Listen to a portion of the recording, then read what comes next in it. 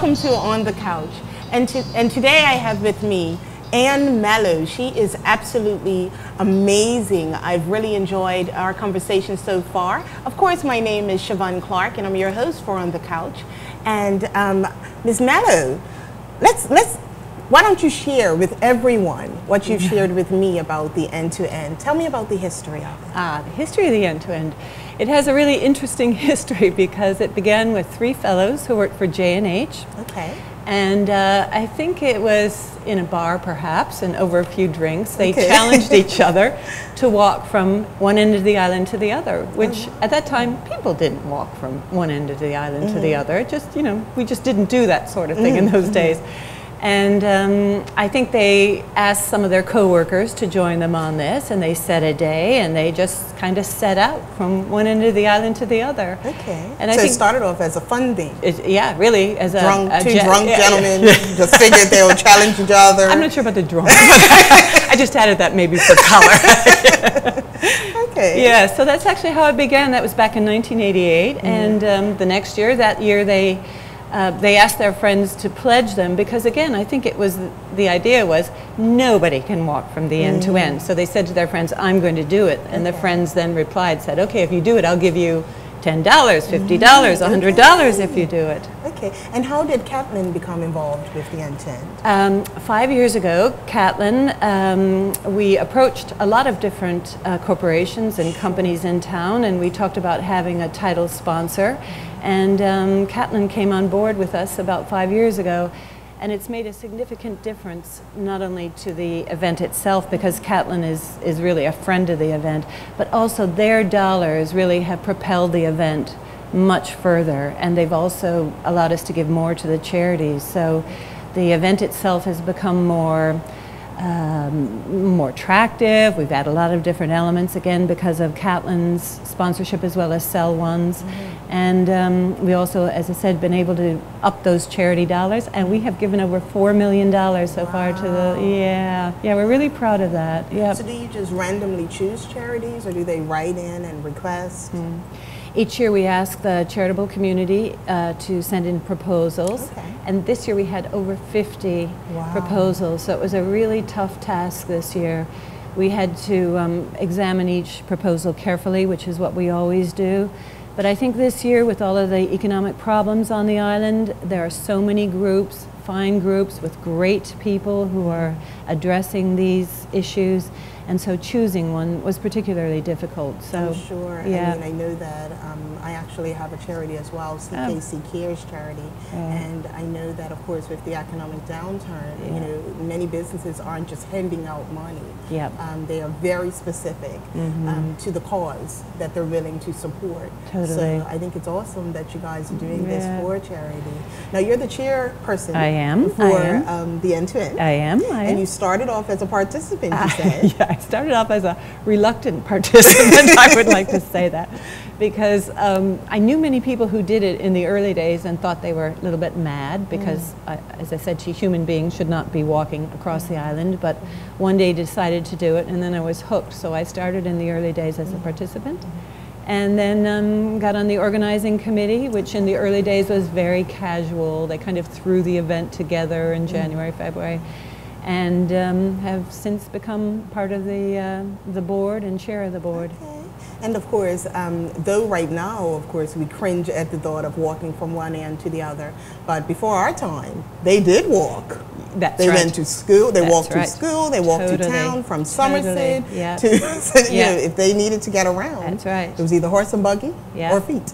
I remember on Blondel's show, remember she used to have a radio show? Yes. And she had a group of people, I think they were all men, who worked in dockyard, and they all walked together every day in the dark and got out to dockyard, and then they all walked together across the island back home. So, as you said, it really isn't a feat that, you know, isn't that unusual. But what's awesome about, of course, the end-to-end now is, as you said, you know, it's all sorts of elements that have been added to it. Why don't you share with us what we can expect this year, May 5th, Saturday, May 5th. And it's 25 years. 25 years, we're really proud of, you know, all of our achievements, and I think this year we're putting it all together in a huge celebration.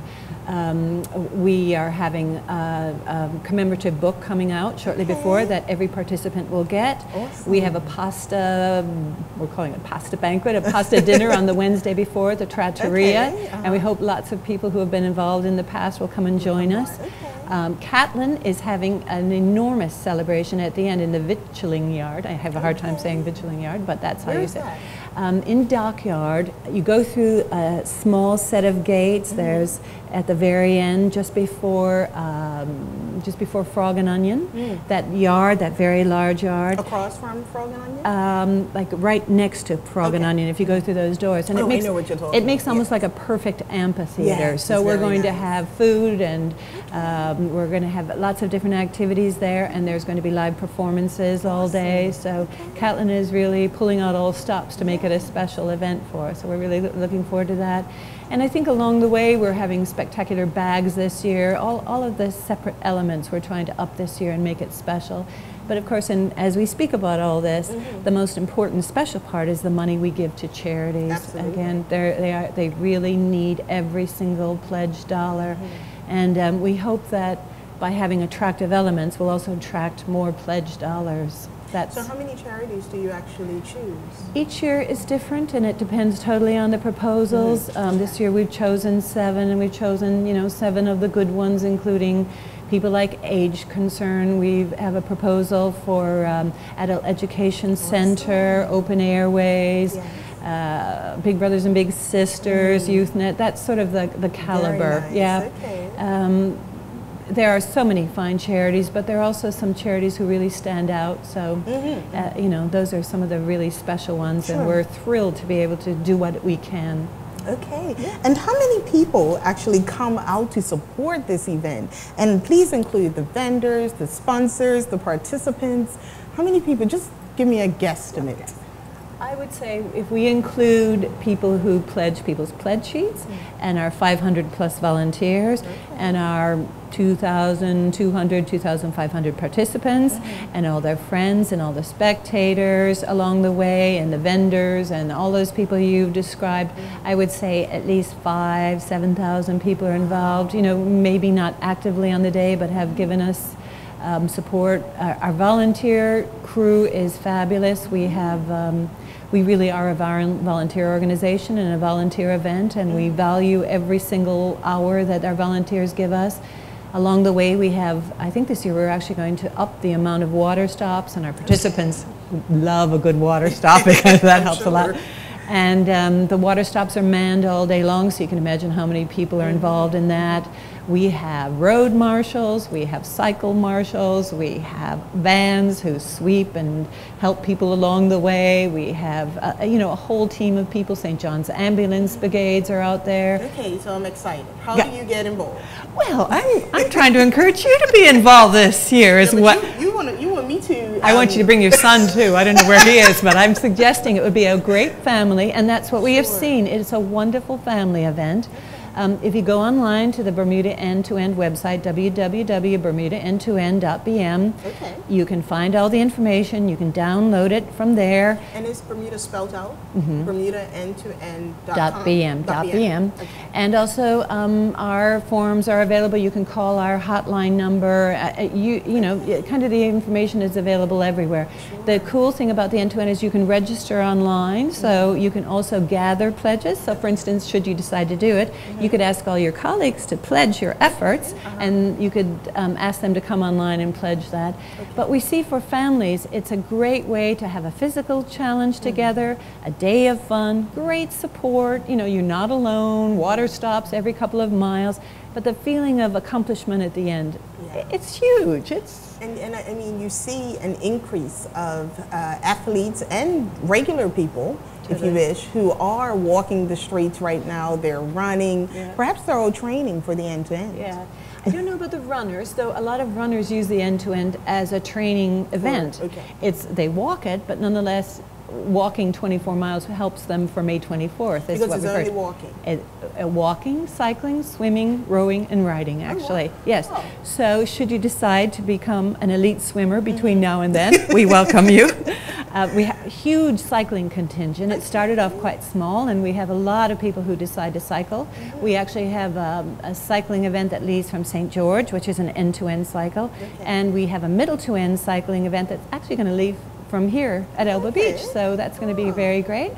We have the same thing. We have a walk that starts from St. George, a middle-to-end walk that starts from town. We have an elite swim that starts from a place depending on the tides and various other things. We have equestrians who also participate, and we also have rowers who come out usually from White's Island. So should any of you be involved in any of those many activities, join us.